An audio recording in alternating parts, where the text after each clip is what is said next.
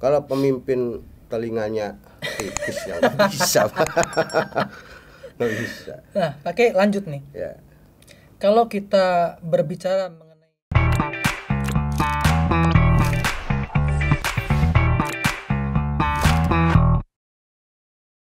Bismillahirrahmanirrahim. Assalamualaikum warahmatullahi wabarakatuh. Waalaikumsalam. Jumpa lagi bersama saya Wendy di channel YouTube Banten Podcast. Ya, teman-teman Banten Podcast, saya harap teman-teman Banten Podcast tidak bosan-bosan memperhatikan atau terus menonton channel kami, karena channel kami Banten Podcast ini akan memberikan ilmu-ilmu yang bermanfaat. Ya, masih menyangkut kemarin terkait penolakan rumah ibadah di Cilegon. Saya sudah mengundang kembali Pak Kiai Matin. Assalamualaikum. Waalaikumsalam warahmatullahi wabarakatuh. Pak Kiai Matin, harusnya kita ada dua narasumber nih, Pak Kiai Matin dengan Pak Asep Rahmatullah. Gitu. Tapi karena Pak Asep Rahmatullahnya ada kesibukan lain, jadi Pak Kiai Matin aja nih sekarang nih. Gak apa-apa, Pak Kiai? Ya, nggak apa-apa. Nah, Pak Kiai, menanggapi, nah, kita akan menyikapi hal lain yang mana kemarin wali kota dan wakil wali kota Cilegon menandatangani penolakan, ya Pak Kiai ya. Ya. Jadi kita akan membahas, benarkah Banten intoleran? Ya. Pak Kiai, langsung saja ke pertanyaan Pak Kiai. Bagaimana nih pandangan Pak Kiai terhadap Banten yang dicap sebagai provinsi yang intoleran? Assalamualaikum warahmatullahi wabarakatuh. Assalamualaikum. Kalau berbicara Banten dinilai intoleran karena kasus yang terjadi di Cilegon,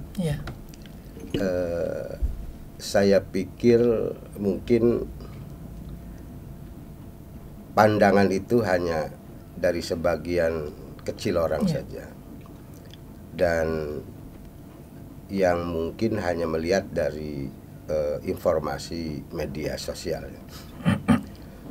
Kenapa saya katakan begitu? Karena Banten secara keseluruhan masyarakatnya sangat intoleran.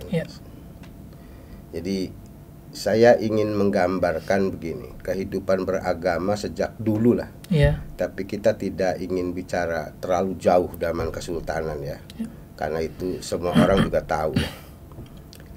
Kayak kita perhatikan saja, kan Kota Serang juga bagian dari Banten, gitu ya. Iya, betul. Tangerang juga bagian dari Banten.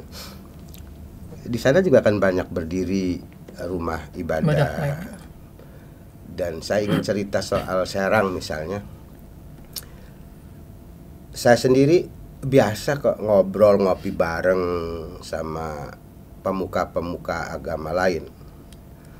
Lalu yang menarik misalnya contoh di Kota Serang itu As-Sawroh itu Masjid Agung Kota Serang sekarang itu kan berdampingan dengan gereja raja itu ya. Itu kalau Jumat parkirnya penuh, itu parkirnya di halaman gereja. Jadi nggak ada masalah. Lalu di kesempatan perayaan hari Natal misalnya, itu biasa teman-teman juga hadir gitu. Dan saya juga pernah hadir karena diundang. Karena diundang. Jadi sejatinya nggak ada istilah Banten intoleran itu. Jadi sangat kurang bijak lah menurut saya kalau hanya sekedar kasus Cilegon, dan itu pun kan kita harus melihat sebenarnya apa sih yang melatar belakang. Tentu saja dari sekian banyak penduduk Kota Serang, kalau mau seutuhnya orang berpikiran sama kan tidak mungkin. Dimanapun tidak mungkin. Karena itu kita misalnya bisa melihat kasus Cilegon apa sih gitu. Ini kan faktor kebetulan dulu podcast itu kita kan berbicara menyeluruh ya, mengkaji sebuah aturan. Sekarang yang berkembang juga kayak begitu di Cilegon misalnya. Jadi kalau di Cilegon itu saya pikir begini, akhirnya saya harus kembali pada konsistensi apa yang saya sampaikan ya. Karena negara maka saya ingin mempertanyakan kapan negara mendidik masyarakat ini untuk toleran. Kapan gitu. Ya. Padahal itu kan sekali lagi kewajiban negara. Adanya toleransi di antara umat beragama di Indonesia ini pada umumnya gitu, dan di Banten pada khususnya, itu kan dari kesadaran. Sebagian besar udah sangat sadar dan itu terbentuk dari dulu gitu. Dari dulu. Contoh ketika penjajahan Belanda terusir gitu ya, dan diduduki oleh Jepang. Itu kan gereja Bethel di alun-alun itu kan nggak roboh, nggak dirobohkan. Malah ada yang jaga karena khawatir dirobohkan oleh masyarakat pada saat itu. Saya dapat cerita begitu ya, faktanya masih utuh. Jadi karena itu kita harus bijak melihat dari porsinya. Jadi kalau kasus Cilegon itu dianggap masyarakat tidak toleran, saya pikir tidak. Sebab apa? Begini ya, mau tidak mau nih, saya terpaksa harus ngomong aturan ya. Kalau masyarakat menolak, karena memang ada peluang untuk menolak, kan di aturan SKB mendirikan rumah ibadah harus persetujuan 60 orang. Ya kan? Itu kan persetujuan 60 orang, orang yang 60 ini juga bisa tidak memberikan dukungan. Atau bisa mencabut juga Pak ya. Atau bisa mencabut juga. Kan gitu ya, kan itu hak. Lalu siapa yang disalahkan? Kedua, nah ini kalau soal wali kota, gitu, wali kota. Ya mungkin belum baca undang-undang. Seorang wali kota atau wakil wali kota belum baca undang-undang bahwa kapasitasnya sebagai pemerintah. Nah, berarti Pak, saya potong sebentar. Undang-undang pasal 29 ayat 2 Undang-Undang Dasar 1945 memberikan kemerdekaan beribadat menurut agama dan kepercayaan masing-masing. Berarti wali kota dan wakil wali kota ini melanggar konstitusi nggak? Ya, kapasitasnya sebagai pemerintah ya kita bisa lihat. Kan itu ya. Gitu tuh. Jangan kemudian kalau persoalan pemerintah ya pemerintah. Uang saya juga kritik pemerintah kok.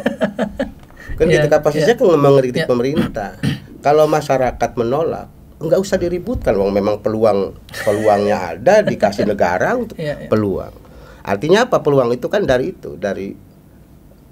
adanya permintaan 60 tanda tangan penduduk. Berarti kalau ada permintaan yang diminta tanda tangan menolak kan nggak ada masalah. Benar. Lalu apakah itu menjadi satu tolak ukur intoleran? Saya pikir tidak. Dulu sebelum ada undang-undang berdiri itu gereja, nggak ada masalah. Jadi mohon kita sebagai anak bangsa ini tidak terpancing dengan isu-isu yang belum jelas. Sekali lagi masyarakat Indonesia pada umumnya ini sudah terbangun toleransi itu.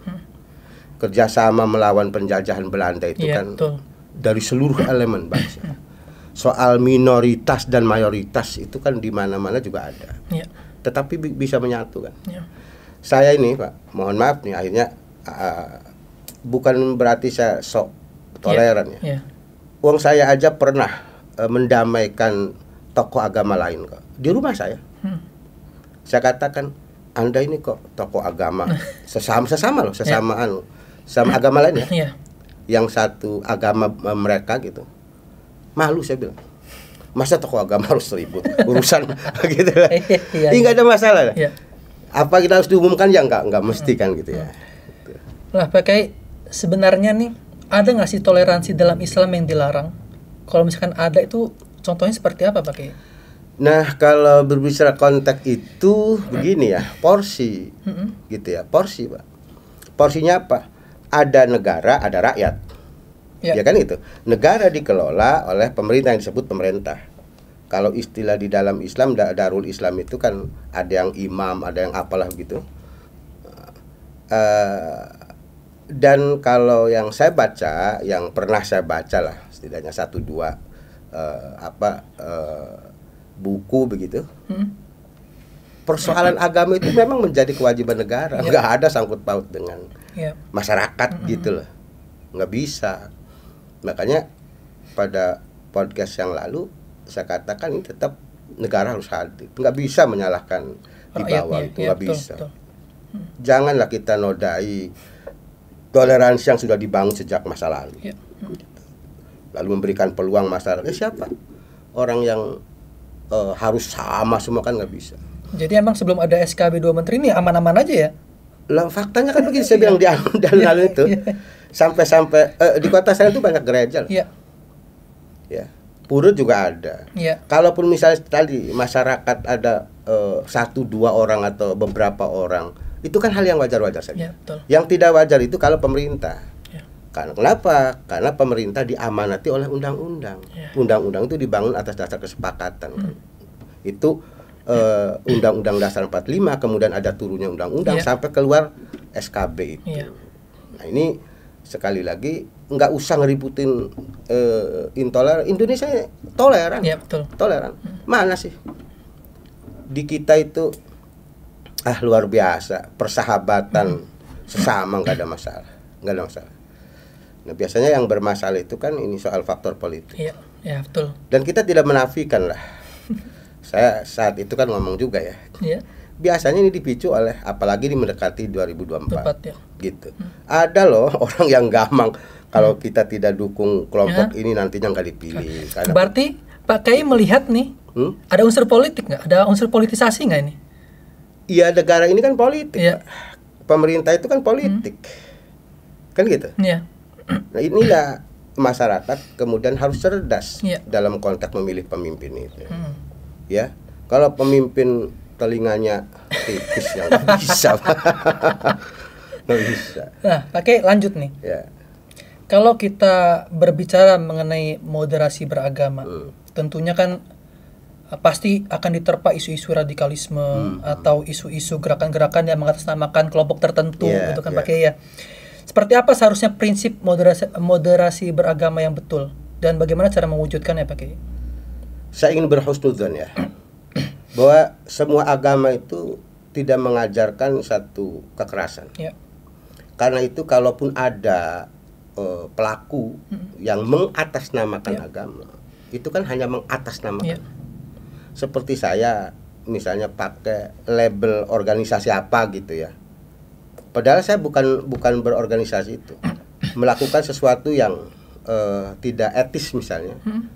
Ini kan tidak kemudian serta-merta kita menyalahkan satu organisasi, ya kan gitu. Karena itu ada radikal segala macam. Wong sejarahnya begitu Pak, ada. Sejarah itu terus akan terjadi Pak. Tinggal bagaimana kemudian, nggak bisa dihilangkan. Hal yang begitu nggak bisa dihilangkan. Di Islam sendiri misalnya, saya selaku Muslim berbicara soal berbagai aliran pemikiran. Di agama lain juga ada berbagai aliran pemikiran. Nah, ditampung oleh negara, bagaimana kemudian ini menjadi sesuatu kehidupan yang dilindungi, kan begitu. Jadi sekali lagi, Indonesia toleran, Banten sangat toleran. Jadi tidak ada istilah. Lalu bagaimana moderasi beragama? Sudah terbangun. Sudah terbangun ya Pak? Sudah terbangun sejak nenek moyang kita kok. Gitu. Tidak ada peperangan dalam sejarah antara kerajaan A di Nusantara dengan kerajaan B, itu faktor agama. Semuanya faktor kekuasaan. Saya ingin sedikit saja ketika Abu Jahal, Abu Lahab marah besar kepada Rasulullah itu sebetulnya bukan pandangan agama mereka. Hanya mereka, Abu Jahal, Abu Lahab ini menjual agama, menjual kepercayaannya gitu. Padahal intinya mereka itu adalah orang yang takut tersaingi dengan kehadiran Rasul. Anak kecil baru kemarin kok sudah dipercaya masyarakat. Saya ini tokoh gitu. Jadi takut kehilangan ketokohannya. Nah di ranah politik itu kayak begitu. Loh kalau saya tidak ikut arus ini, nanti saya bisa begini. Padahal pemerintah itu kan tidak berjalan dengan sendirinya. Dia diatur oleh undang-undang. Kalau undang-undangnya dilanggar, ya itu tinggal penilaian seperti apa. Kalau presiden yang begitu, itu bisa diimpeach karena melanggar Undang-Undang Dasar 45. Artinya tidak mampu melindungi kehidupan beragama. Nah hanya gini, saya memutuskan ya, kasus Cilegon itu kan harus ditelaah lah. Karena walaupun saya mengkritik SKB, tapi yang berlaku saat ini kan itu. Maka itunya dulu, secara administrasi seperti apa. Mau tidak mau, kita harus hormati apa yang ada. Maka harus kita usulkan gitu. Ke depan jangan ada lagi nih SKB yang seperti itu. Satu, yang kedua yang paling penting, moderasi beragama. Negara harus hadir, Pak, dalam moderasi ini. Jangan mengkampanyekan moderasi beragama, sementara negara diam.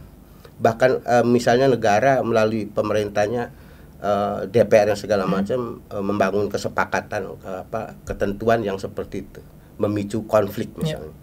Ini kan harus semua berjiwa besar lah, ya. Berjiwa besar lah. Toh yang ditanya nanti pada saat kita di alam kubur itu bukan amaliah kita. Amaliah kita.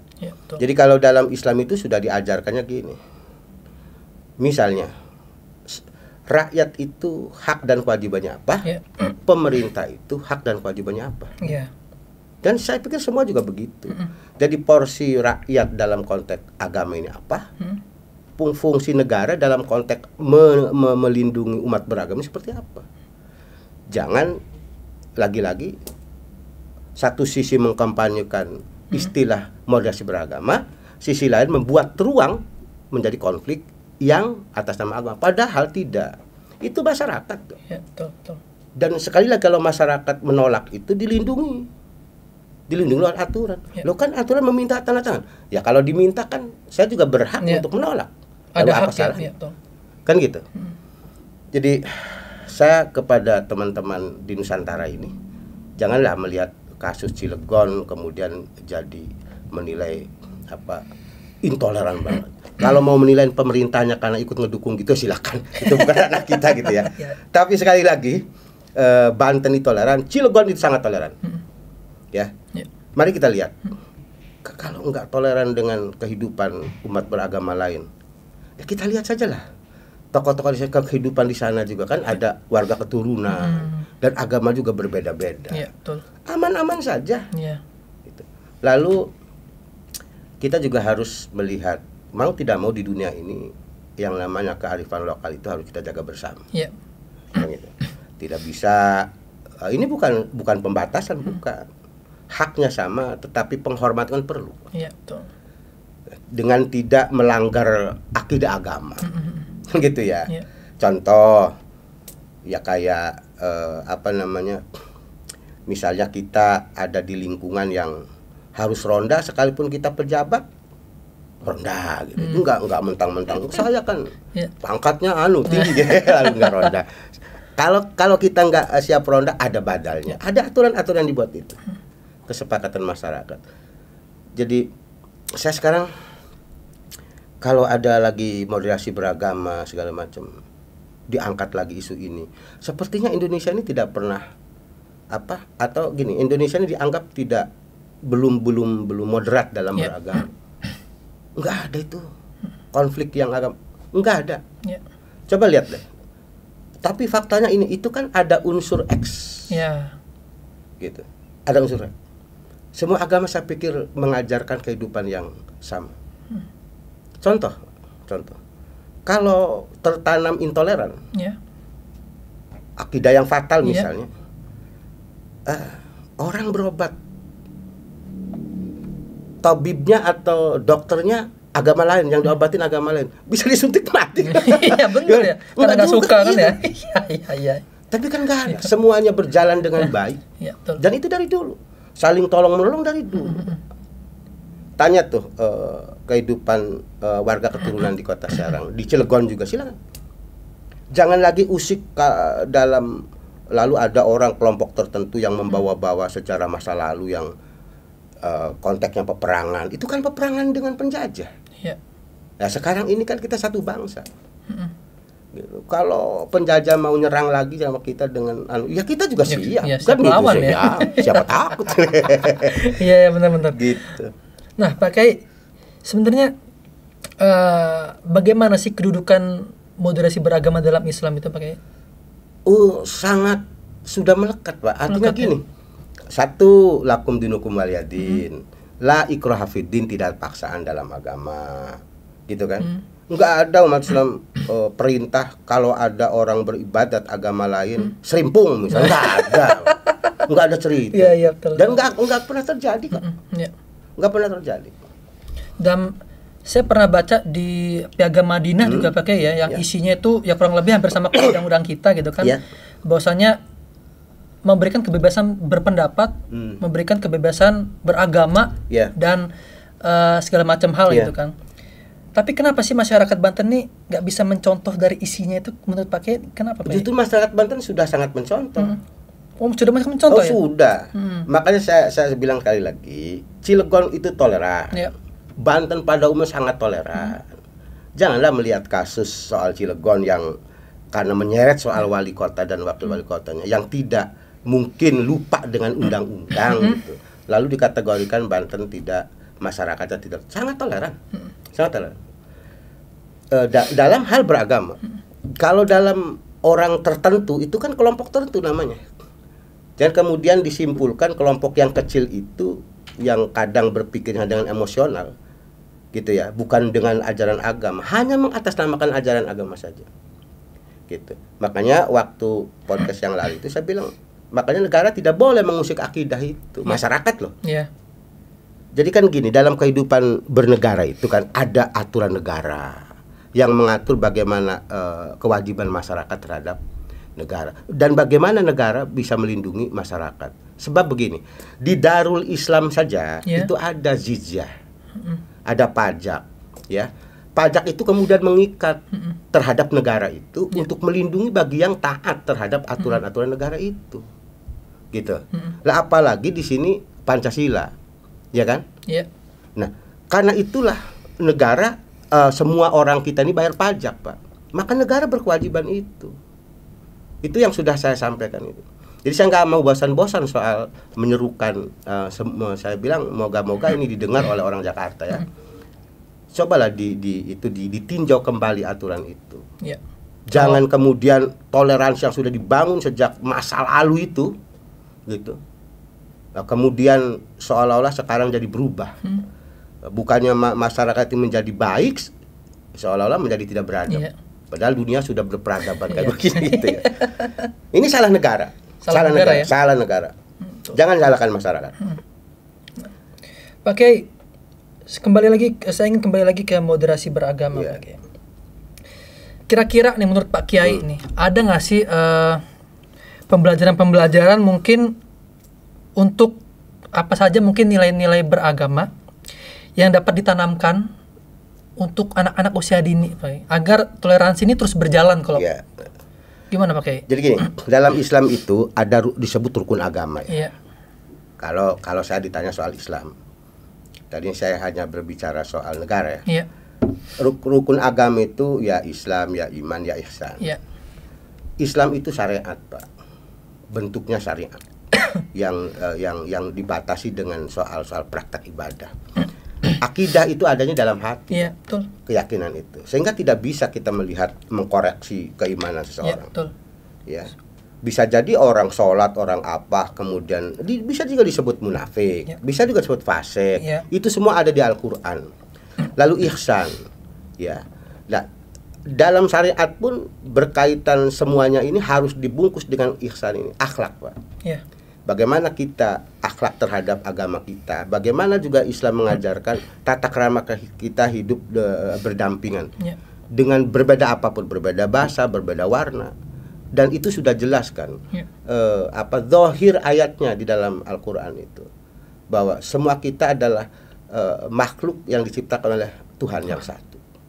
Untuk apa berbeda-beda, gitu. Kata secara terjemahan aja saya sampaikan, Allah menciptakan berkabilah-kabilah.